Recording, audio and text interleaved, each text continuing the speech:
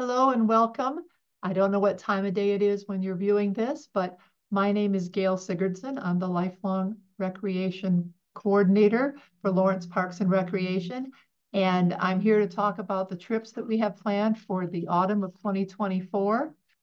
If you are not familiar with me, we haven't met, I hope to meet you soon on a trip or in a class. And I've also put my contact information here on the opening screen. So you can always reach out if you have specific questions or concerns about a trip that you're interested in. I'm going to go ahead and just go through some of the slides that we shared at our July 25th travel show. This will give you a little more information about the itineraries, and then you can always find our program trip descriptions at the recreation centers or on our website. So the next slide is kind of the logistics, and that includes the types of trips we offer. This will be a review for some of you, but our trips start anywhere from 2 hours to 9 days. And so that means the local travel that we offer, like field trips. This fall, we're doing the 1970s in Lawrence. We earlier did the Voices of East Lawrence. We often have tree tours that are local, and then local history tours. That goes all the way up to day trips, which are anywhere from 4 hours to 12 hours. And then some of our extended travel, 2 or 3 days in the Midwest region, and then overseas or domestic trips with Colette Tours, which you will hear more from later today live, and I can get you that information if you're watching this digitally. Our destinations are a mix of natural history, human history, arts, culture. The content varies, and a lot of it is based on suggestions and recommendations from you. So please don't be shy about giving me ideas or sharing where you've been to that you think others would enjoy. You can register for our trips in person, online, or by mail. It's fastest to do it in person or online. And some of the trips do fill up quickly, so that's the best way. If not, then please drop it in the mail to 115 West 11th Street. Bring it by the community building. That's where I'm based, and we'll get you registered. I always recommend wait lists, and that's because life changes. We're looking at trips today through December, and a lot can come up between now and then. So there's no obligation and no risk to being put on a wait list. And if somebody's life changes and there's an opening, you'll be on the list to first called. I also will give you general information about the itineraries today. You'll know our main destinations and if lunch is included, that sort of thing. You always receive a travel letter about 7 to 10 days before the trip, and that will have details for you. Sometimes it will ask you to order your lunch. Always reply to that and get me your order as quickly as you can. It'll also give you where we're meeting, what to expect at the stops, those sorts of details. The group sizes range anywhere from 12 to 20. Some of that is based on how many people fit in the bus. Other factors are some of our destinations will say we can only take this many people, or if you bring this many, we need 2 guides. So plan on 12 to 20 adults, and that's the best ballpark I can give you. I do say adults because these trips are not limited to people 50 and older or retired. We've often had kids and grandkids join us because some of us have adult grandchildren. So if there's somebody else that you think you would enjoy having along, please, they are welcome and invite them. If you have any special needs, mainly I'm thinking accessibility, if you prefer not to handle stairs, if you would find it easier to confirm that there's some auditory assistance. Some speakers do use a microphone. Let me know that ahead of time. We want to make sure that we give you the best experience possible. And then changes, deadlines, cancellations, things happen. Things happen on your end, things happen on my end. We've had buildings that we were going to visit flood. We've had roofs blow off. We've had the highway closed. So You let me know if something changes, I'll let you know if something changes, and we'll always do our best to meet everybody's needs. I do want to just do a quick look at what our website looks like. If you go to lprd.org, you'll see online enrollment. Just click on that. It takes you to this screen with adult programming, and then click on trips, and that'll give you the list of all the trips that we're talking about today. And the first one is actually a familiar one, but I'm going to tell you that it's very soon. So if you want to go on this one, please sign up as soon as possible because the seats will go fast and I have to confirm them in the next 10 days. Newsies at the new theater. We love the new theater. It's a fun, easy trip to go on. It always includes a wonderful dinner. And what I like about this show is it's one of their musicals. And the musicals tend to feature more local talent, and they don't have that Hollywood ringer, but they're always really impressive. I think Dreamgirls was the last one we saw. And then we've seen that same star in a couple other productions at other theaters. So it's a very nice, socially paced afternoon. Generally, we leave around 12:30. We get back around 4:30. Your registration fee includes the bus, the buffet dinner, and the show. If you want a cocktail or a dessert, no judging, but you're on your own for those. And the staff are really good about bringing things out to you and not interrupting the show. The next trip is something that's been recommended and kind of come up in the news. I said we do culture, and sports is certainly a part of American culture.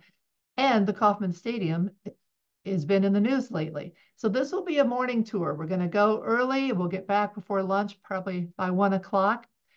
And already I'm intrigued because I've learned that this is the fourth oldest stadium in the American League, and it's still considered one of the most picturesque. I did not realize that when it opened in 1973, it was originally going to be built for the A's, or the Kansas City Athletics, but they didn't wait around for it to get built. So they moved to Oakland, where they still are.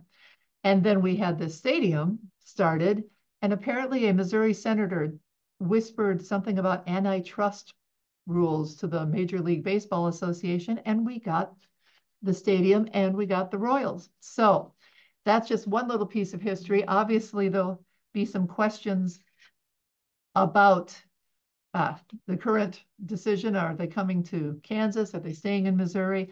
And we get to go into the dugouts, some of the press boxes, and just get behind the scenes in this tour.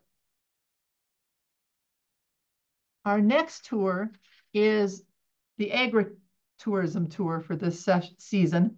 I like to throw in some agritourism, partly because it's Kansas. And I did look up the stats to make sure I'm not making this up, but 87% of our land is agricultural land, and 13% of our workforce works in agriculture. So agriculture is an important part of being a Kansan, and these are always fun when you get on the ground with them. We're going to have 2 stops on this day. The first is at the Next to Nature farm. It's south of Leavenworth, and it's obviously about bees, and that's the Bee to Bottle. They started out getting a few bees to help pollinate their apple orchard. And they just got involved and they started doing the honey. And then they're like, well, what do we do with the wax? And now they do everything. They do swarm capture. They do bee removal for people who have bees in their home. They do education about bees. So they're going to take us through the whole life cycle of a bee, and then including how to bottle our own honey. So you'll get to take a bottle of honey home. We'll swing by Tonganoxie for lunch on the way to Manna Meadows, which is an alpaca farm near Bonner Springs. They started out just intending to breed and sell animals, but then, of course, that beautiful fiber couldn't be ignored, and it became part of their business too. I'm pretty sure that the name of this alpaca in the picture is Will of Casanova, and I had no idea the value of alpacas until I started looking into this. I'm sure we'll get to enjoy some interaction with them because they actually have a monthly yoga with alpacas. So these animals are used to having people around. We always talk about things that are right in your own backyard. and you forget to take advantage of them. So just a month ago, I went up to the KU Spencer Research Library for an exhibit they have on bookbinding techniques. And it was so awesome. There's a few right here on this picture of just really unique artistic bookbinding, which is not something you generally think about. They also have a temporary exhibit on the connections between Gordon Parks and Langston Hughes, two Kansans who went on to national fame. Those shows are both, by the way, showing through August 16th. So if you want to go up on your own, I really think it's worth the trip. We are going to go and have a tour of behind the scenes at the KU Research Library. They'll take us through the collection and some of the special things that they have that are unexpected. And then we're just going to go right down Memorial Drive to the Spencer Museum of Art. Now we're doing this on a Friday because the Goddard Study Center has what they call Open Fridays, which is when you can request prints from their collection. And it's an amazing collection of prints that they will bring out for us to look at individually. And again, this is something any of us can do. So once you've had the introduction, I hope that you take advantage and go back. The next stop is our one overnight for the fall. And we're going up to Omaha, but we're taking a different look. Some of you know that I've been waiting for the Joslyn Art Museum to reopen after an extensive remodeling. Well, it hasn't happened yet. And we've been to the zoo before. So they have a wonderful program right now called 6 Countries Without a Passport, or 8, or however many countries you want to do. And they've been really helpful in us putting together a very full 2-day trip. We're going to start out driving up and going to Boys Town. Now, Boys Town is obviously a national historic landmark district, and it's famous for the movie in 1938 that won Oscars for Spencer Tracy, Mickey Rooney. But I want to be really clear that it's not stuck in the 30s and 40s. And that's why we have this picture of some young men who were at prom this year with Boys Town. They have continued to serve kids from all over the country and put them on a path toward education and a successful adult life. So we're going to start out at Boys Town. We'll have lunch and a tour there. Then we're going to the Laurettson Gardens, which is Omaha's botanical center. That's 100 acres with 20 different themed gardens that we'll be visiting. And that will be our afternoon. Our final stop that afternoon is with a woman from Ukraine. And she's going to focus on Ukrainian linens, which is something they're very known for, and it's linked to their history and their customs and traditions. And then she also will just talk about her life in Ukraine before she came to America.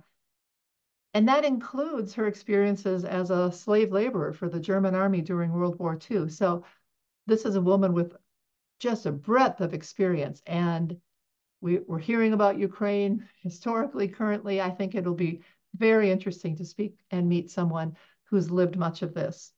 Then one of the reasons that we can fit so much in is every time we have a meal, it's going to be part of a show. So we're going to get a lot of ethnic foods. And that first night, we're going to St. John's Greek Orthodox Church, which is a Byzantine style church that we'll get a good tour of.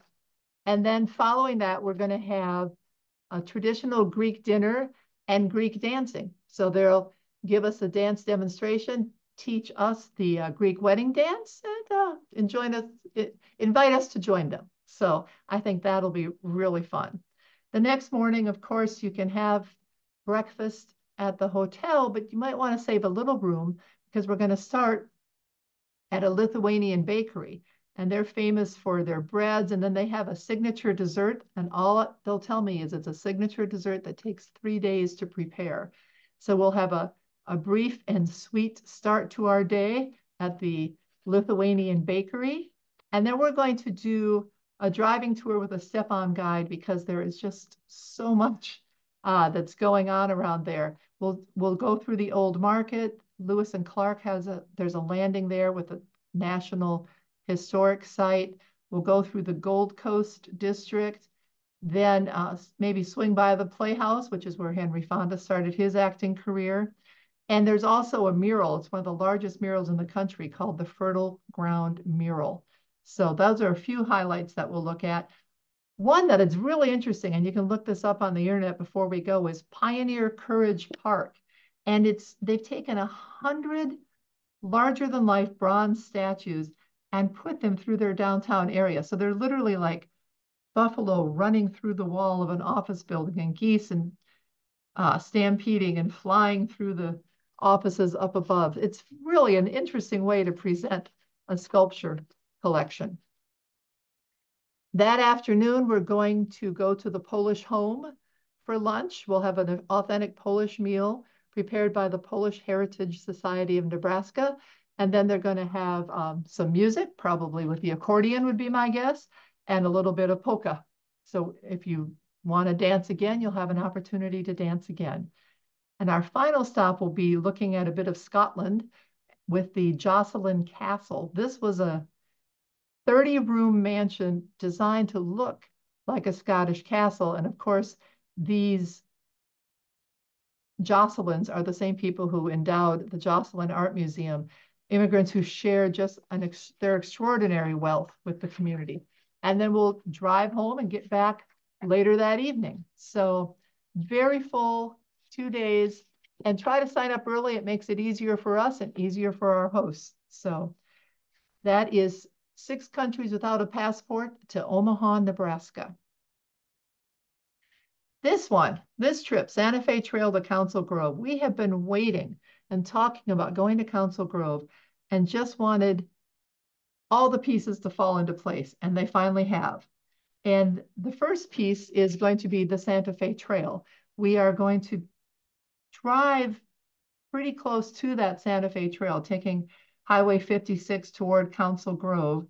And a thing about the Santa Fe Trail that's different from the other trails that went through this area is this was a commercial trail. This was not people migrating out to the west. This was designed for commercial traffic and delivering goods to the southwest. So we will focus on the Santa Fe Trail as we drive there, and then we're going to spend the morning at the Kaw Mission Historic Site. This is one of the things we're waiting to drop into place. They have just finished a multi-year renovation, and they reopened last fall. One of the things they did is they really increased the focus on the Native people there. And that was long overdue. So we're excited to see the update and the renovation at the Kaw Mission. We'll grab some lunch. Then we're going to, again, do a driving tour because there's over 24 sites in Little Old Council Grove. And so we will prioritize the ones that are connected to both the Santa Fe Trail and the Kaw people. And then we're going to stop and visit the Big Red Rock that was in Lawrence. Lawrence became a part of this story as well. And I believe it's pronounced Injujuwahobe. And it has now been rematriated to its permanent home in Council Grove. So that'll be our last stop. Toys and stories. We're going to go to 2 locations and it'll be a full day, but you can't help. We're warming up into the Christmas season here. That's what we're doing. But this is the National Collection of Toys and Miniatures at the Toys and Miniatures Museum. And there's the nostalgia, of course, with toys that we all remember from our childhood or that our kids loved, but this also shows so much about cultural trends when you see what toys are popular. And recently, think of the Barbie movie and what a hit that was and all the conversation about that. There's also a temporary exhibit there right now called Portraits of Childhood, and it's a private collection of Black dolls, 135 handmade dolls from 1850 to 1940. They also have some more recent dolls in the collection.